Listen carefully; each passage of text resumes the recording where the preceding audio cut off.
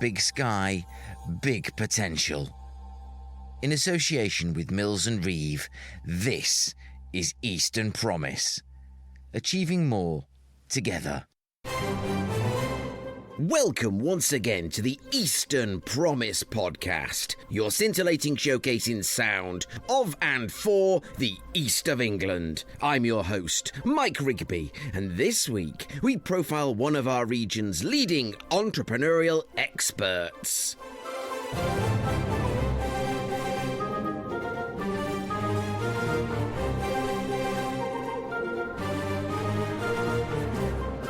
Direct from Hauxton Mill, perhaps the cosiest innovation hub on Earth, I'll be chatting with co-founder of the O2H Group, Prashant Shah. We'll be discussing his advocacy both for entrepreneurs and for Cambridge, the capital city of science.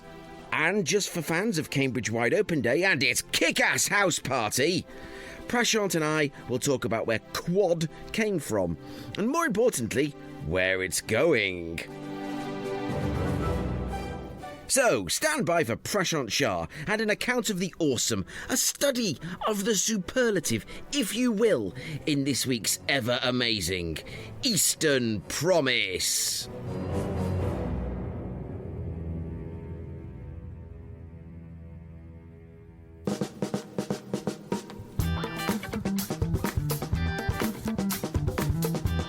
Now, speaking purely for myself, I'll turn up to the opening of an envelope. Provided it's not on a Tuesday. That's the day I mentor aspiring gag writers from the UK Christmas cracker industry. Last week, it was reindeer puns, and, as my mentees discovered, they're hard to write on the hoof.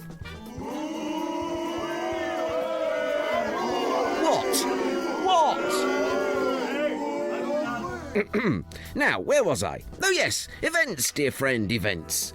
And our region is especially good at creating annual, must-attend calendar clearers, whether incredible information interchanges, citywide shindigs, or countryside celebrations.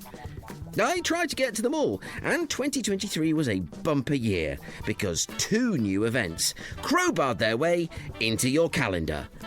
One is Cambridge Tech Week, and we'll have more on that later in the year.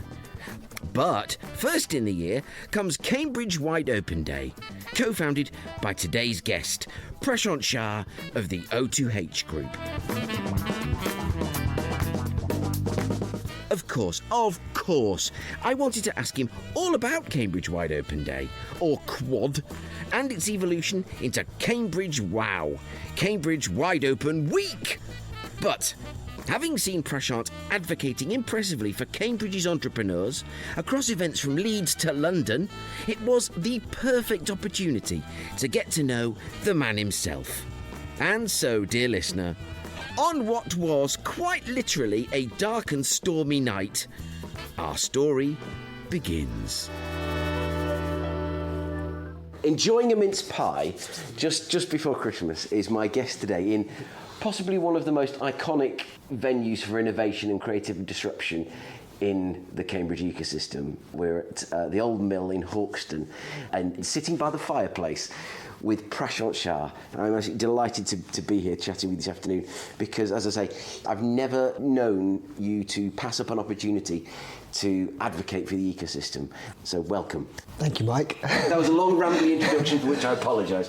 So, for those in the region who might not know you, and there can't be that many of them, but just give us an introduction to who you are and your route to this magnificent. We've got O2H on the co-work labs on the wall here.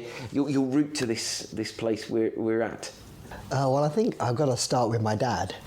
If that's okay? Of course it is. Yeah, well, it was my dad who kind of was the inspiration for me, and I'm sure my brother too, in terms of his love of science, number one, and number two was his love of Cambridge. So when he studied in the UK, and he came over from East Africa, as it was then in the 60s, he had somewhere inside him that he wanted to come to Cambridge and bring up his family in Cambridge because he thought it was somewhere of great scientific and technology pedigree, and he thought that's the right place for me to bring up my children. And I think that kind of global reputation going back centuries is something that my father tapped into, and he kind of transmitted to us by deciding very deliberately he wanted to move here and bring up his children here. And then I think throughout his life he never left Cambridge, never wanted to leave Cambridge. He always thought throughout my early childhood through the 70s and 80s that Cambridge was going to be a really important player on the world stage, and I think he's transmitted that certainly to myself and also to my brother. Yeah, fantastic. Where does O2H come in? Because I mean, and we've got this fantastic fluffy bee here, the bee logo. My actually daughter's occasionally wears the O2H t-shirt I picked up at Cambridge Wide Open Day /week, which we will come on to. Tell us a bit more about O2H and where that sort of come from, and how that's brought you into the ecosystem. Well, I think following on from what my father did, he always wanted to make a difference and make an impact through his own research or his own work, and he always kind of taught us about having a life full of meaning and purpose, and not to waste your life or waste time doing something that was not meaningful or not filled with purpose. So when you align kind of one of those two things together, his love of Cambridge, love of science, and having a life of meaning and purpose, I think you then begin to join the dots very easily in terms of what O2H is in a way, because then that's our vehicle in a way to make a difference and make an impact. And while I may not personally make an invention or write a publication or be in the lab and do that crucial experiment myself, through O2H as a vehicle, we're able to enable that, whether it's through funding and supporting early stage companies with funding, also supporting them with incubation and the tools and the community that you need around them. And then thirdly, in terms of the actual kind of laboratory infrastructure and services that you may need to kind of execute science. So these are the kind of the tools and the levers that we have that we can do to kind of to take Cambridge and science forward. And that's kind of why O2H is involved in the things that it is, I suppose. I mean, absolutely. You sort of say you may not do those things yourself, but I think what you do is of at least equal importance. And I mean, the phrase that springs to mind, which is a tad grandiose, is you kind of help make the makers. You shape the people who can do. You provide the atmosphere in which important, and exciting things can happen, and that is so important. And that's something we've had on the podcast before. People who have provided that atmosphere know and understand what's required, and yes, it happens across the region. But Cambridge has obviously got that certain special something, that that reputation that stretches back a long way, and is being sort of again yet today trusted with that role into the future. So, how have you found yourself sort of becoming such a powerful advocate, a voice for the entrepreneur and innovative community in Cambridge? Was that very easy for you to do, or was that just a role you found yourself kind of thrust into? I totally believe in the power and the importance and the difference entrepreneurs can make. I think the leadership, the energy, the drive, the passion to make the impossible possible. I genuinely believe deep into my bones that entrepreneurship is a really important part of how you evolve and shape an economy, and therefore how you support and nurture entrepreneurs makes your economy. It creates employment, it does inventions, it delivers growth, it allows you to create then the wealth that then you can put back into your society and your community and your environment. So it's I love being an entrepreneur. I really enjoy the thrill of it. I enjoy the jeopardy of it, and I enjoy. It's a wonderful existence being an entrepreneur. It gives you grey hairs and lots of stress, but it puts you in situations where you're constantly testing yourself and in seeing what difference you can make. And I think that entrepreneurship allows you to kind of explore who you are and the difference that you can make. And I think most entrepreneurs feel similarly in that regard. So you think that's quite a common a common thread, not just in the city, but Yeah, I think beyond. if you're an entrepreneur, I think your money is an outcome of what you do. If you do your invention, your creativity, your shaping, your building for the right reasons and the right way, and people value what you create or shape or build or nurture, then money will come. But the real sense of entrepreneurship is driven by a sense of mission, of wanting to make a difference or making an impact. And I think that's where the majority and the centre of gravity of most entrepreneurs will really be. Well, by that reading, that might include me. I don't know, but that's so true. And talk to me about this building, because as I wasn't trying to oversell it when I said it's iconic, because I remember very well being at the first house party you had here for Cambridge Wide Open Day. I think I've still got the dealy boppers somewhere. Why this building? Because it is it is not what you think of. You think of places like, and I love the Bradfield Centre, and I'm not trying to do it down, but you've got the Bradfield Centre in Cambridge, you've got the Centrum building in Norwich, you've got Haverhill and the Epicentre. But this place, it really feels like Cambridge. Does that make sense? It's got that kind of quirk about it, that kind of real feel of, I'm reaching for a word and I can't think what it is. Uniqueness. So what inspired it? What brought you to sort of say, yeah, this is the place? Well, I think it was a disused site for around 30 to 40 years. It was part of the Bio Crop Sciences site. So this specific building was their kind of very generic white plaster office. And although it was inside an old building, if I show you the old photographs, it just looked like any other interior building from the 70s. And it had just fallen into disrepair and disuse. So nobody actually wanted to pick up this site. But Sunil and myself saw the opportunity here to want to build some science infrastructure in Cambridge. But beyond that, it was about looking at how science is done, the kind of building science is done in, and it felt a bit aseptic, hospital-like. Yeah. To me, science is an endeavour. It's one of creativity. It's one of collaboration. It's something that's exciting. So the environment that labs and those offices that scientists work in should reflect the fact it's that broad endeavour. And to me, therefore, a scientist lab should be exciting, it should be fun, it should be spacious, it should have character, it should have warmth, it should have colour, and it should be a place that inspires you to do the inventive work that you were doing. And that was kind of the starting point in terms of the design of this place. Secondly, you want to build a community in and around science, and therefore that collaboration and that interaction with all the different sections of the scientific community are important, whether they're investors, funders, collaborators, academics, the C-suite, and so on. And therefore, to create a community, you need to have exciting places to come into that feel homely and warm, not too corporate.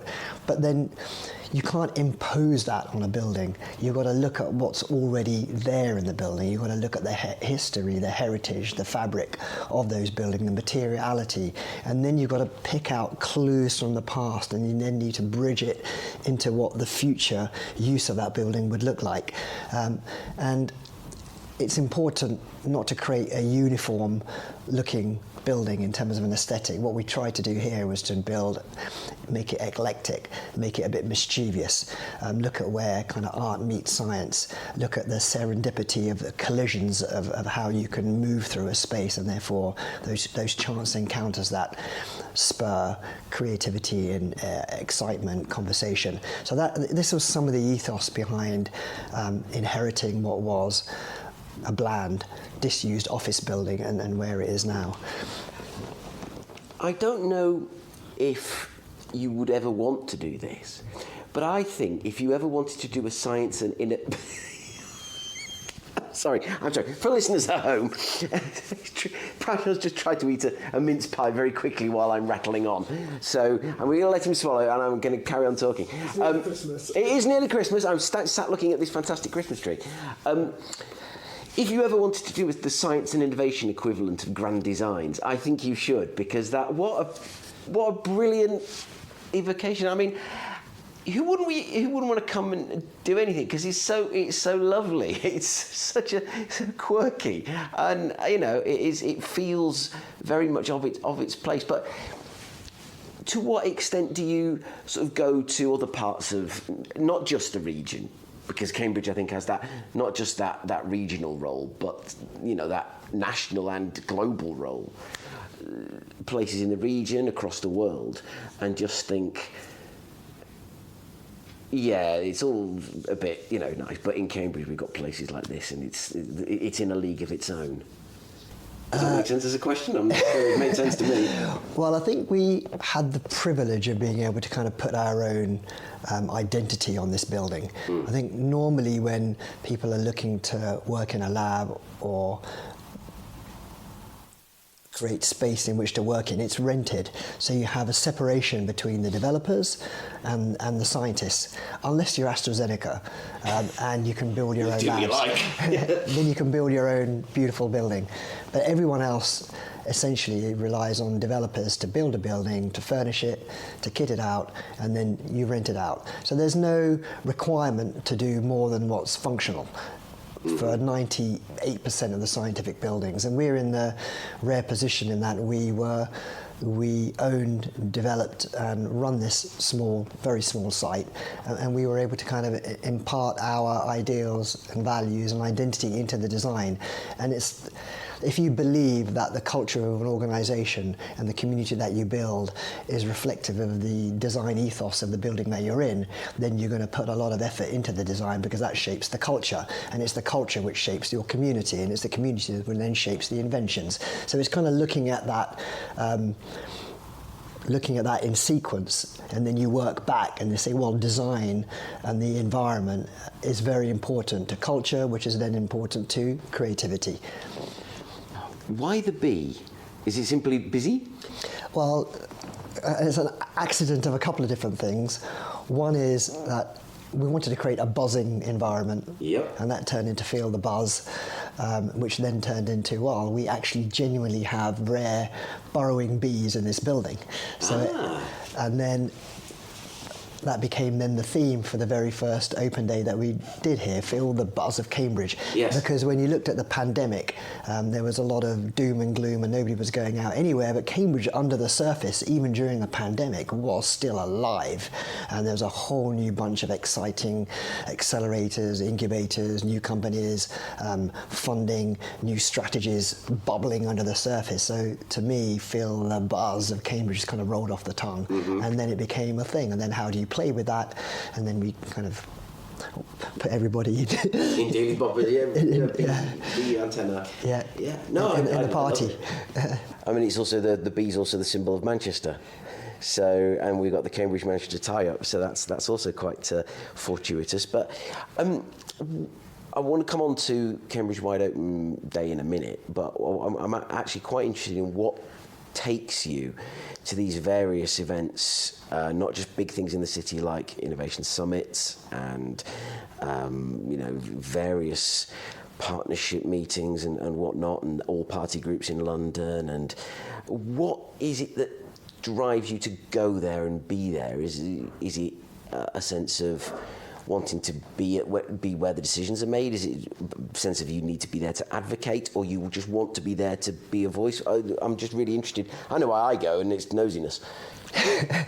I want to contribute to it, and I think because we work across funding, incubation, essentially infrastructure, community building, and actually executing the science, I think that gives us a kind of a more combined angle on what's going on in Cambridge. And I think very few people, because of the nature of our work, gives us that lens into all the different aspects of how to kind of seed a new idea, because this is the vision of O2H. It's seeding new ideas in life sciences. So when you have that as your kind of core mission in O2H, that it gives you a lot of quite a rounded exposure to what's happening. And then I would say Sunil and myself really like getting involved. We want to contribute, we want to make a difference, we want to make an impact, whether it's shaping something a little bit more quietly and supporting, or and in some endeavours we may take, we be more forthright and take a more leadership role in things. So it's about collaborating with and joining with the community and doing our best that we can to shape the evolution of that scientific community so we can build Cambridge up to do incredible work on the world stage, and that's what we're both very passionate about. Absolutely. Obviously Cambridge featured really heavily in the budget this year, and if you look at the Red Book, 13 mentions, so it was, I think, it got the most mentions in the previous government's last budget, and it got joint top with London this time. And if you look at the mentions, and this isn't a judgment on either the lack of or anything, but the other places across the east of England didn't get anywhere close. But I think that's a reflection of the realities of the Cambridge ecosystem, the strength of it, and the desire of successive governments to want to harness that as an engine for growth, and just to keep whatever's driving Cambridge forward, keep that going. What was your reaction to that in terms of I'm thinking mainly around a positive sense in that. The opportunities that I know that in terms of you've said that previously that it wasn't the greatest from an entrepreneurial point of view, but I'm just trying to sort of see what positives you felt you could take from it in terms of the interest that's being the light that's continuing to be shone on the city. Let's look at what makes Cambridge unique, and it's that collaborative, selfless, somewhat ego-free desire to make an impact that kind of runs through the DNA of the university in terms of the research that it does. And it's been brilliant over centuries in terms of generating new ideas, seeding them, getting them into the lab, and eventually then making a huge impact for the people and the planet. And I think when you look at that and the culture that therefore that embeds itself in Cambridge, which is quite unique, then it's only reasonable that a government of all colours should look at the potential economic benefit of being able to not only support in seeding those ideas, which Cambridge is very good at, and nurturing those innovations, but in terms of scaling those innovations in a way that we capture the economic value of what we create here. And I think that's why it's been really important for governments of all colours to kind of support what's happening here, because if we can keep our own inventions here, create more of them and scale them in Cambridge, and or spread that economic benefit into the region and to the country at large, and that's something that is quite obvious that we should be doing that as a country. Cambridge Wide Open Day. Now, it was quite something that Cambridge Wide Open Day and Cambridge Tech Week kind of started the same year. I'll let you open your Cambridge Wide Open Day, Cambridge Tech Week started the same year. And completely, from my point of view, complementary. Where did that come from, that germ of an idea? And how did you kind of take that and say, oh, we should do this? Because I'll ask you why. I love the way you went about it, because you didn't just come up with the idea. You made it so attractive in terms of it being an event. You really put it in a really fun, interesting, enticing, almost in some senses mysterious, even though the whole point is to open the doors, spin on it. So where did that come from? It simply came from the fact that when you're born and brought up in Cambridge, and I have been during these years, unless you're part of the elite, you're not going to get access to these brilliant inventions, this exciting entrepreneurial or academic community. You're just not part of that world.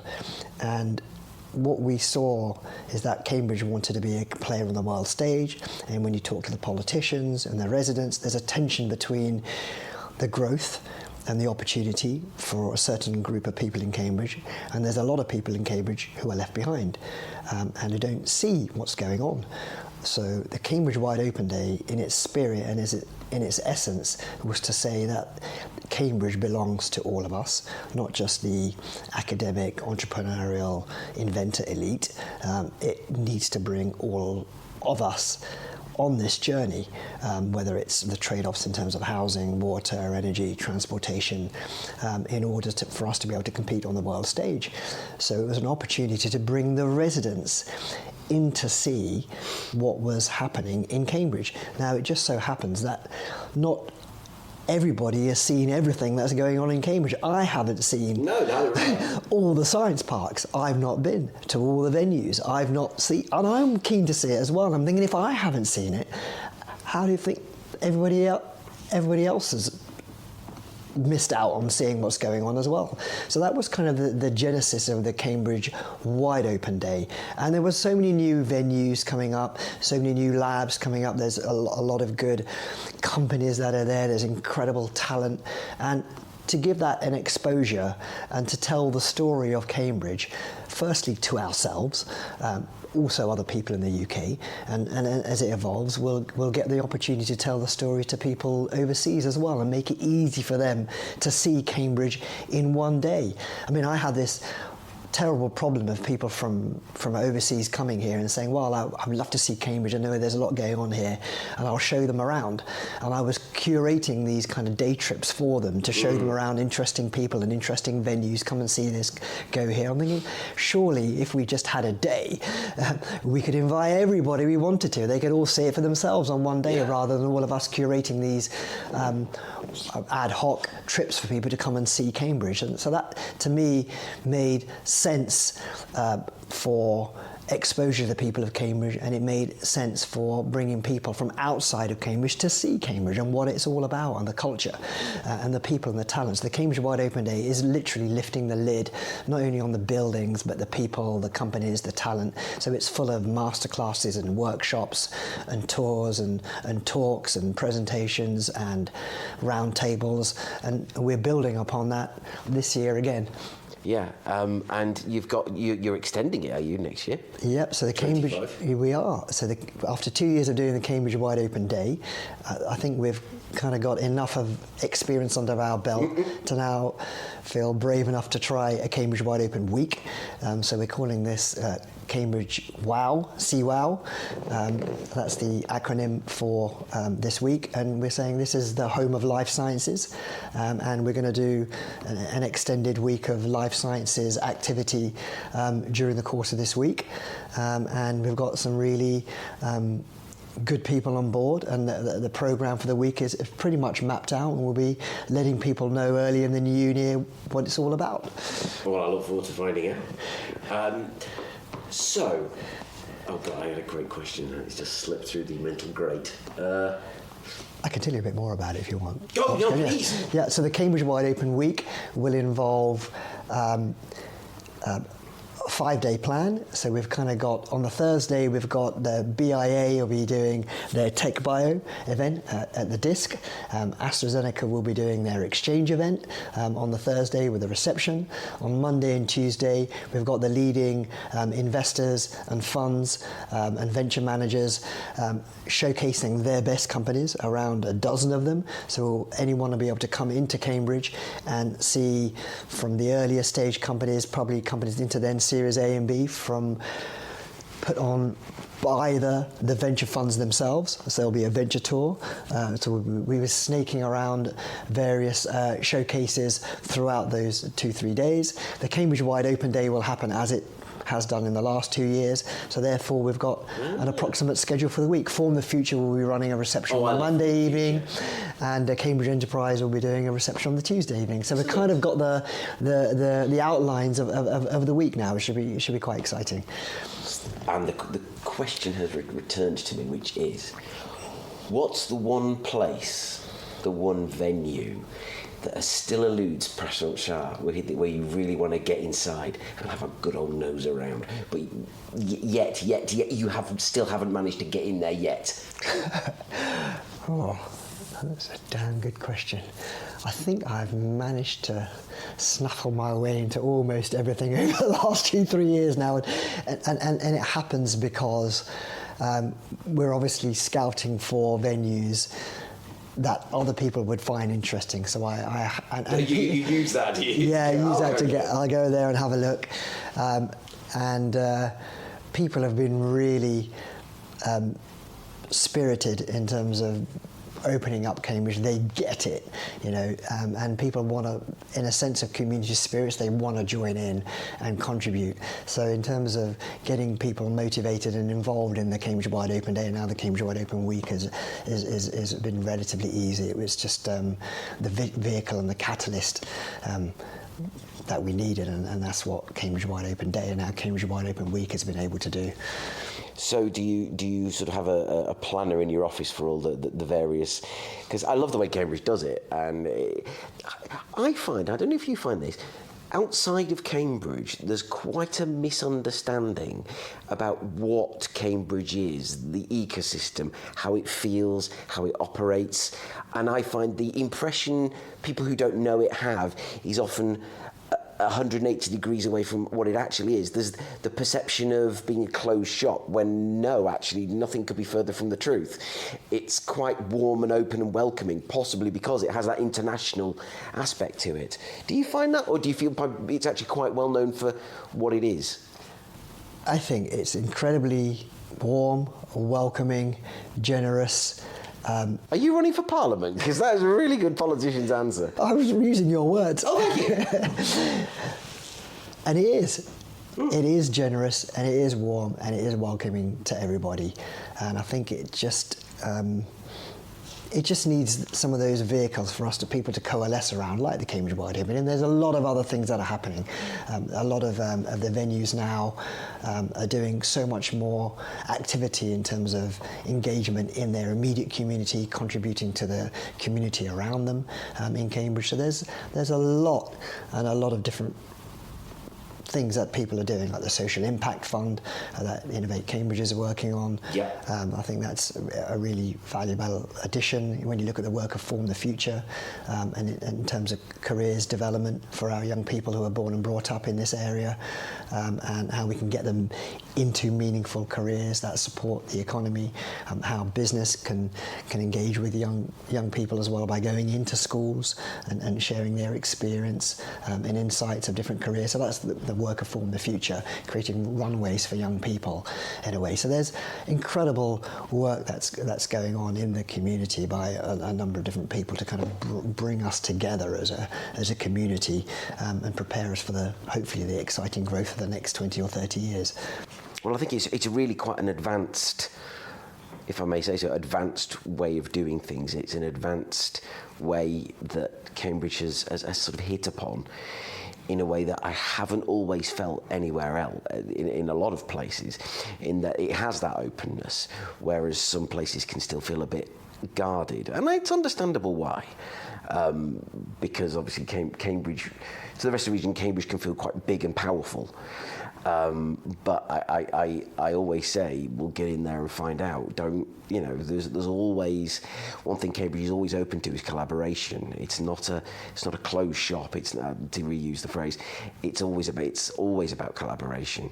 So get in there and you'll be amazed. I mean, and I'm actually, whenever I can, if there's a story about collaboration, not just with Cambridge, but between anywhere in the region and anywhere in the world, I'll chase it down, because that's what I find fascinating. Those links that have come up organically, introductions that have been made. I just think that's wonderful, and a really great story to tell.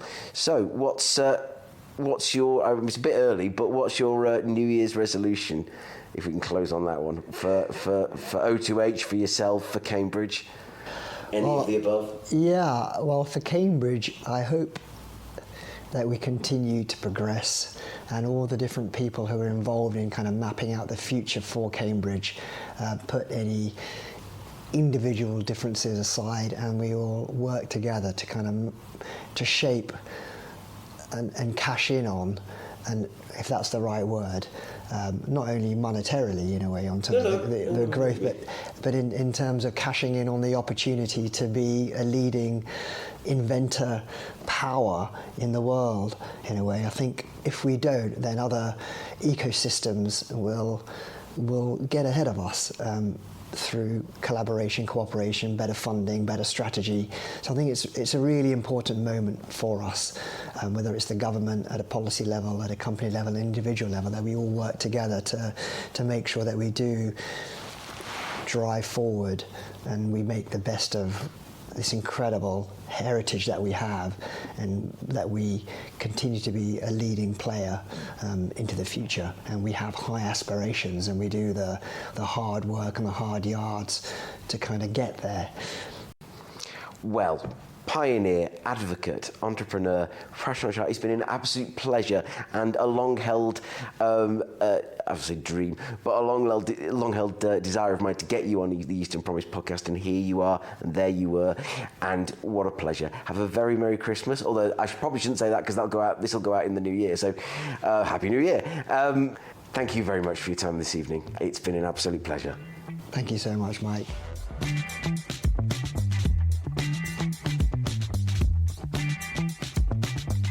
My huge thanks to Prashant for his time.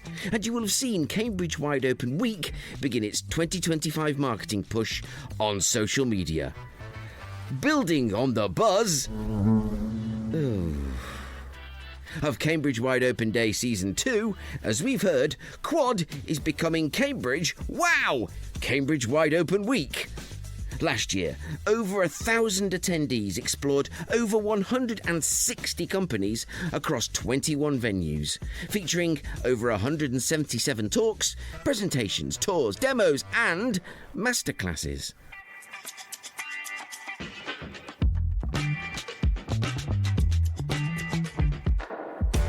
So, do go along and take part in that week of life science festivities at the home of life sciences, nay, the capital city of science, from the 9th to the 13th of June 2025, when, as they say, the energy of the Cambridge life science ecosystem will be shared with the world.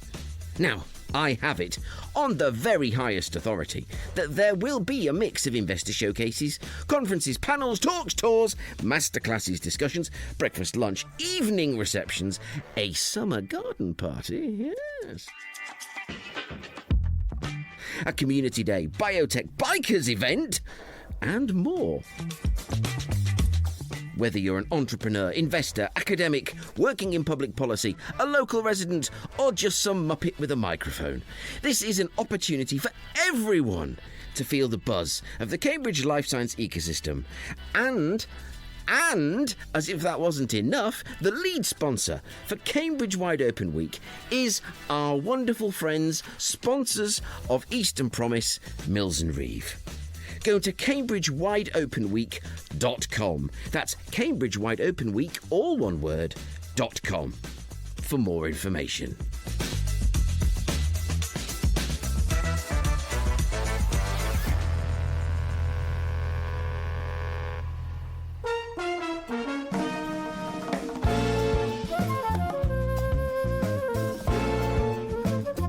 And that's all there is for episode 126. I have been Mike Rigby, and will be so again next week, when, in a slight deviation from the schedule unpublished in the Radio Times, we will be diving headlong into some of the fantastic and fascinating recent events occurring in our region. I'll be talking to mentors at the recent Tech Educators #Hackhead event. You have to imagine the hashtag. It wasn't called #Hackhead, but Hackhead is preceded by a hashtag. It's all a bit difficult when all you've got is sound. Yes, I know. And we'll also be sharing the interviews from Opportunity East, the East of England Local Government Association's landmark conference on growth and infrastructure. It's all fantastic stuff, so join me in 7 days for that. So until then, bye for now. To hear other episodes of the Eastern Promise podcast, and to find out more about what we do, go to our website at easternpromise.org.uk.